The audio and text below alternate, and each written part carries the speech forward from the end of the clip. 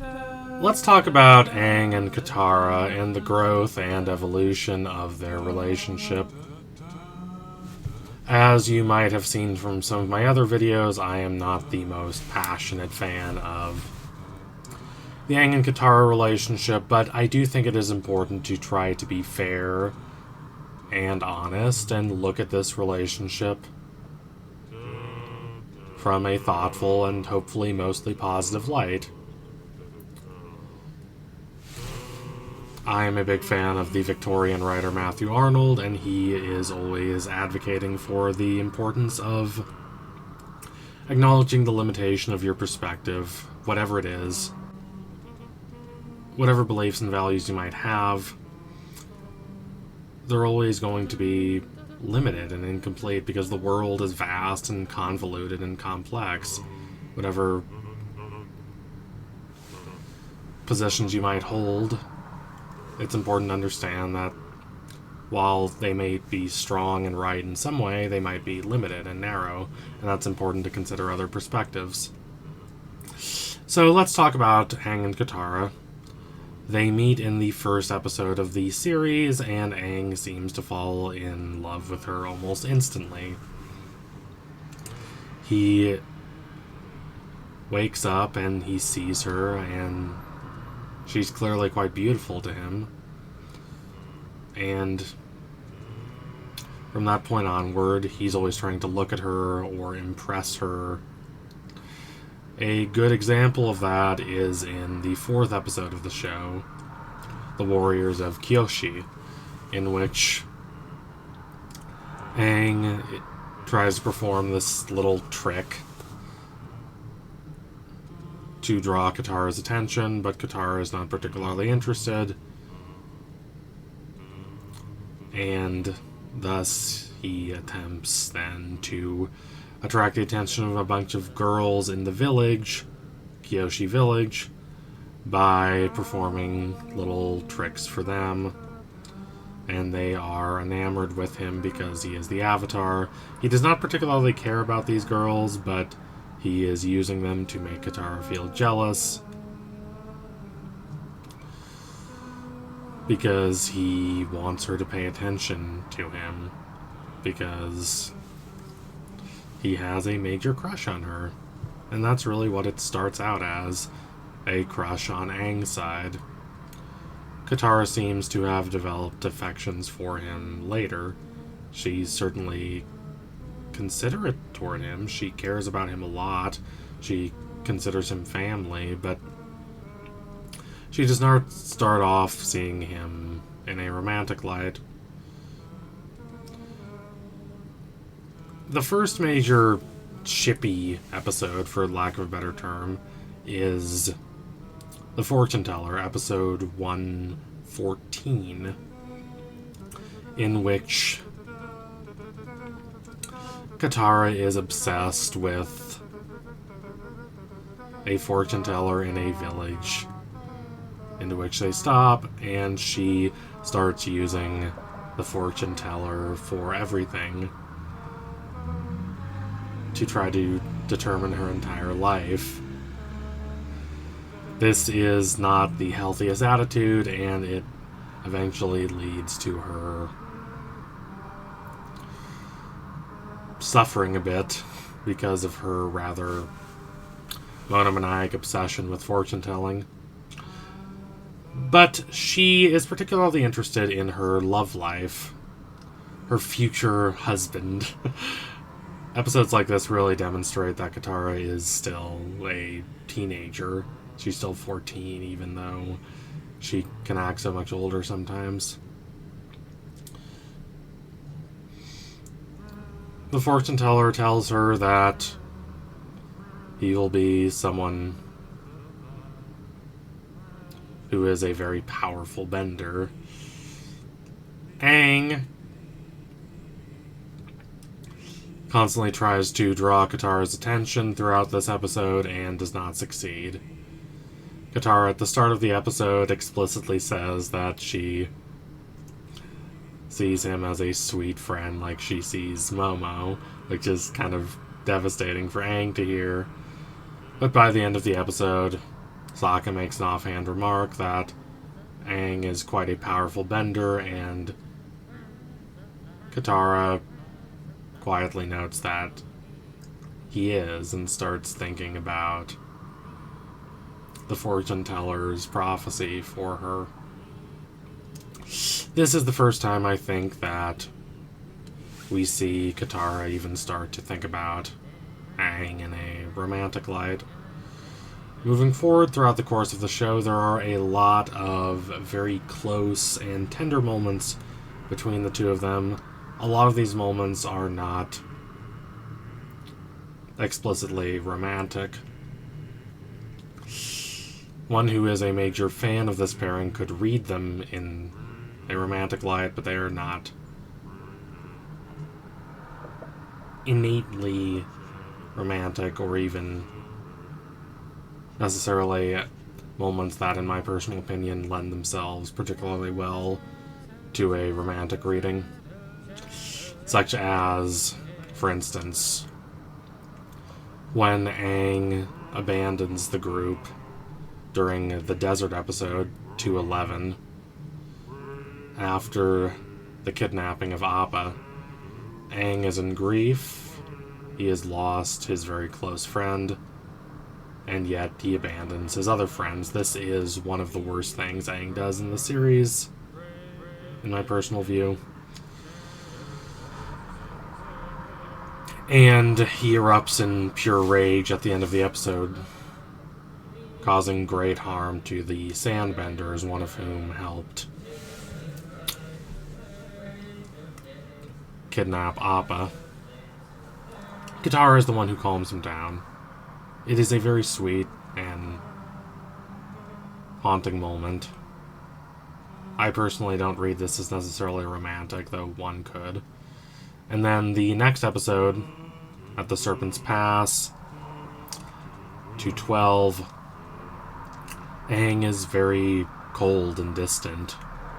He says quite a few uncharacteristically pessimistic things because he knows he was wrong in the previous episode, and he does not want to cause the people he loves any more suffering. Katara constantly urges him to open up, and he finally does at the ending of the episode, and they embrace. Again, this is a very sweet moment between the two of them, a very powerful moment. Whether it's romantic or romantic-coded depends on your perspective. There are some moments in Season 2 that are explicitly romantic between the two of them. Or at least hinting at romance. There is the Cave of Two Lovers episode 202. A rather silly episode in my opinion. But one in which Aang fumbles over himself and trying to be close to Katara. He's locked in the love caves with the labyrinthine tunnels that continue to change, and it is only the two of them together. Katara offers that they kiss. This is quite a striking moment for her, since she has not made a lot of gestures that she is interested in him at all in that way. Before this point, Aang is taken aback. He does not know how to respond. Unlike the 12-year-old boy he is, he just cannot say what he really wants to say and ends up offending her. Still, it's implied, I believe, that they kiss in that episode. And they manage to make it out of the caves. Most of this relationship is seen from Aang's perspective. I do wish we got a little more of Katara.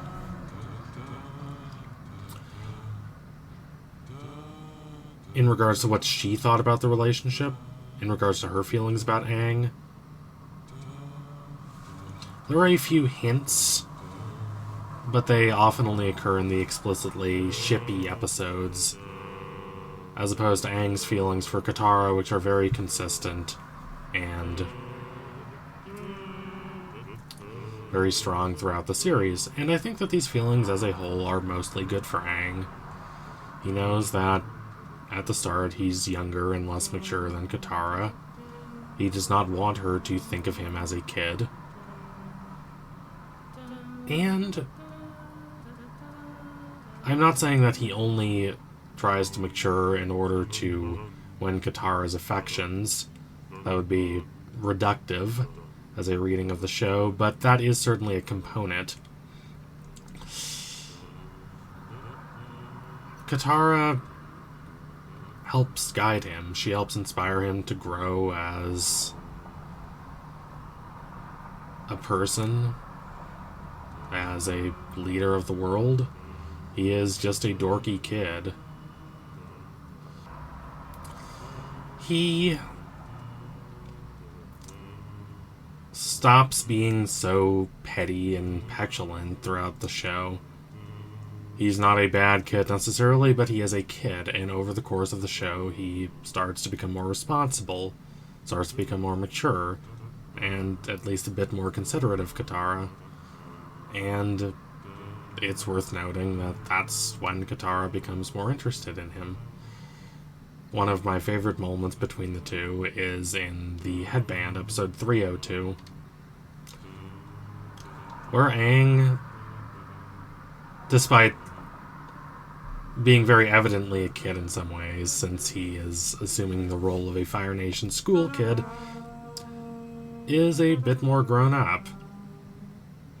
He takes the lead in creating this plan, in organizing the dance party for the Fire Nation kids, and he injects that party with excitement by dancing with Katara. She's nervous, but he reassures her and asks her to just follow his lead, and she does. And they have a very stylish and elegant dance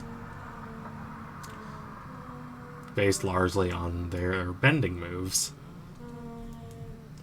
They implement their martial arts training into dance, and it's quite beautiful and genuinely romantic. It's probably my favorite moment between the two of them romantically in the show. By the end of the show, they get together, and Aang's concern and care for Katara endures. It does not fade. Katara, by contrast, had a relationship with Jet earlier, in which he seemed very appealing and cool and grown up, but ultimately he betrayed her. Instead of the bad boy type like that, she learns to really care for Aang, who grows up a lot. He becomes much more mature and more thoughtful and a bit more considerate of her. And all that continues after the ending of the show. They get married and have 3 kids. Aang is not the perfect father, as the Legend of Korra thoughtfully indicates, but he does the best he can. He is especially considerate about Tenzin, as Tenzin is his heir to a greater extent because he is an Airbender. He is the one who inherits Aang's title as the last Airbender after his death. It is unfortunate that Aang was not a perfect dad to his kids, but the show does not portray this as him being a terrible person. It just emphasizes that he is a major world leader.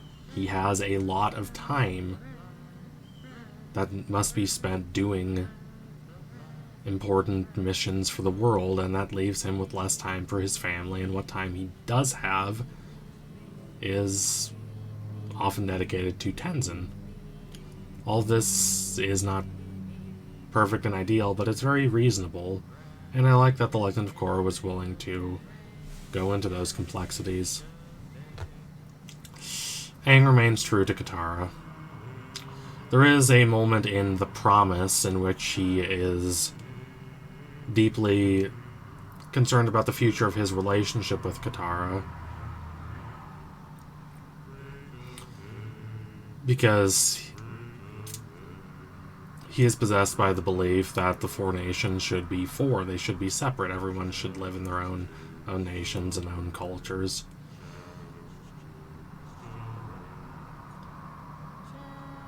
And that the great problem of the Fire Nation was attempting to transgress against this separation, this distinction between the four nations. This is basically what Roku tells him.